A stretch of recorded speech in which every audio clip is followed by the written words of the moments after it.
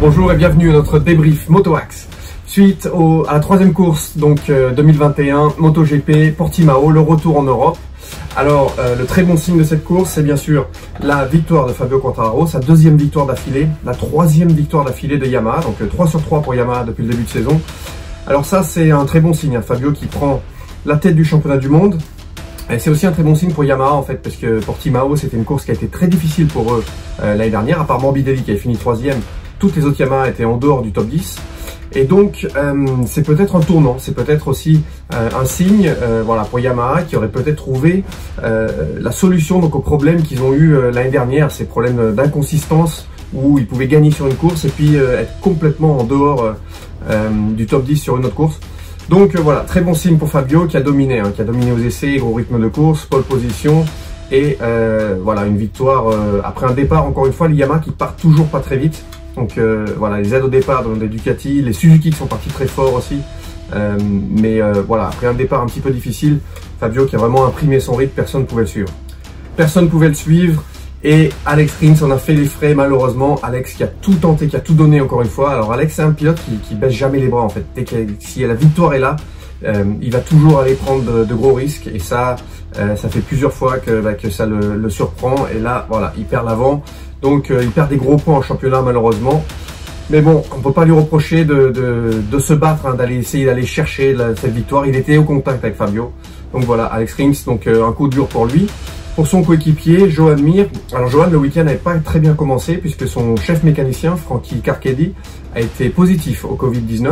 Donc ils ont appelé Tom O'Kane, donc qui est mon chef mécano en fait avec le test team, à la rescousse. Donc Tom O'Kane qui a passé le week-end avec Joan Mir et qui sont en fait très bien entendus, hein, puisque Joan repart donc de Portimao avec un podium.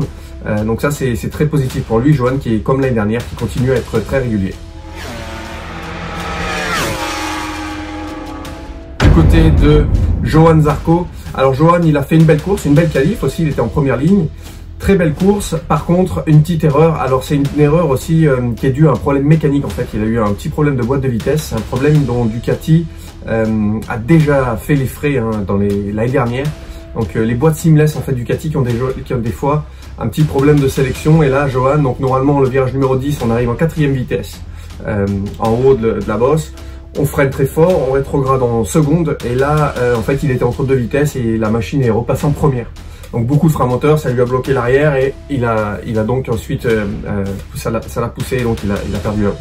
Donc voilà, malheureusement pour Johan, à 0 point, mais bon il est toujours dans la course au championnat et surtout la vitesse est là, donc je me fais pas de soucis pour lui, je pense qu'il va arriver à redresser le tir très bientôt.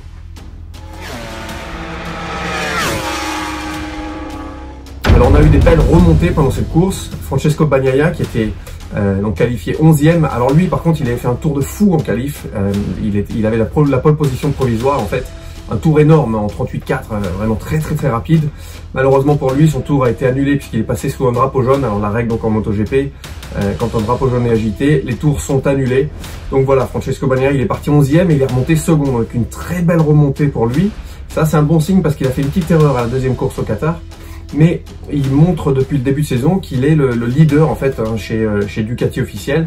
Donc lui qui a été gravement blessé en fait l'année dernière à la jambe, il a mis beaucoup de temps à revenir et là il retrouve sa confiance et énormément de vitesse pour Francesco Bagnaia. Donc lui vraiment à surveiller pour les prochaines courses à venir.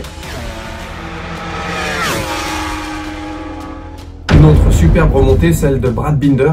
Alors Brad Binder il était 15e sur la grille donc loin et il va nous remonter à la 5e place Brad Binder. Alors il y a eu quelques chutes bien sûr, mais ça c'est une belle course encore pour Binder qui montre cette capacité donc à se surpasser en course encore une fois, des rythmes de course toujours bien meilleurs que ce qu'il peut montrer au qualif. Et ça il l'avait déjà fait l'année dernière hein, quand il a remporté sa course à Brno par exemple. Donc Brad Binder qui montre encore une fois pour moi des progrès et je pense qu'on n'a pas fini d'entendre parler de lui cette saison.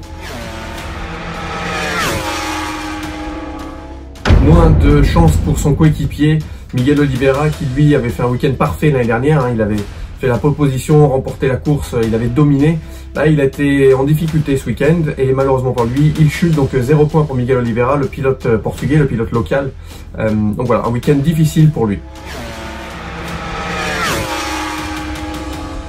Une mention spéciale pour Aprilia et pour Aleix Espargaro, qui va encore chercher un gros résultat. Il va chercher une 6e place. Il finit pas loin de la gagne non plus, donc c'est une progression qui est belle là pour Aprilia, et surtout il confirme en fait sa grande forme du Qatar. Donc ouais, Aprilia, cette nouvelle Aprilia donc 2021 qui montre vraiment de très bons signes. Donc on sait que Dovizioso l'a essayé à Jerez il y a quelques jours. Il va refaire un test à Mugello et on espère vraiment voir Dovizioso très bientôt sur cette machine. Et enfin, le retour de Marc Marquez. Alors Marquez, on sait, hein, c'est un phénomène, mais là on voit que quand même il en a bavé à la fin de la course, les émotions, les larmes.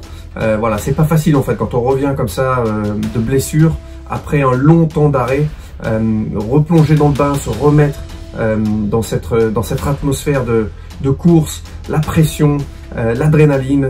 Donc voilà, pour lui c'était un baptême. En plus c'est pas un circuit facile du tout, Portimao, pour revenir de blessure. C'est un circuit très physique, un circuit où il y a des bosses, donc avec beaucoup de mouvements sur la machine. Donc là franchement physiquement il a vraiment dû galérer.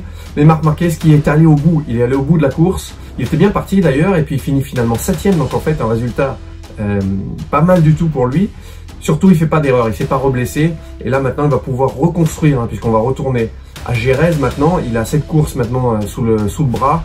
Il a c'est important en fait quand on est blessé, quand on revient, de regagner confiance. Donc ça pour lui ça va être vraiment un pas important dans sa réhabilitation et dans son retour donc en forme, son retour aux avant-postes.